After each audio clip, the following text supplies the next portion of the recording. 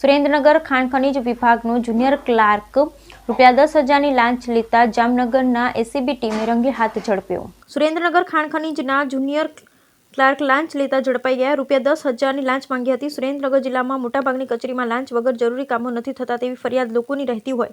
તેમાં પણ ખાસ કરી ખાણ ખનીજ ખાતું એટલે જિલ્લાનું ભ્રષ્ટાચારમાં મોખરે આવતું હોય છે.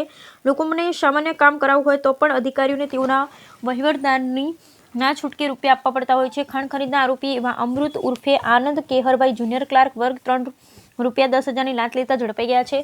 ફરિયાદી દ્વારા એક રેતીના લીઝની માંગણી કરેલ હતી, જે માંગણી ઘણા લાંબા સમયથી પેન્ડિંગ હતી.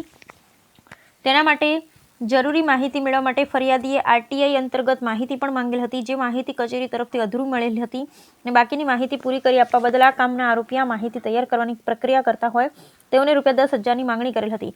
ફરિયાદી આ લાંચની રકમ આપવા ન માંગતા હોય તેઓ દ્વારા એસીબી જામનગરનો સંપર્ક કરતા ફરિયાદીના ફરિયાદના આધારે લાંચનું છટકું ગોઠવવામાં આવેલ, જેમાં આરોપીએ ફરિયાદી સાથે હેતુલક્ષી વાતચીત કરી લાંચ પેટે ₹10,000 ઓફિસના ગેટ પાસે સ્વીકારતા પકડાઈ ગયેલ.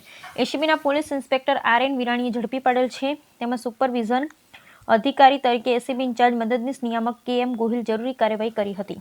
બ્યુરો રિપોર્ટ મહેશભાઈ ઉતેરિયા, સુરેન્દ્રનગર.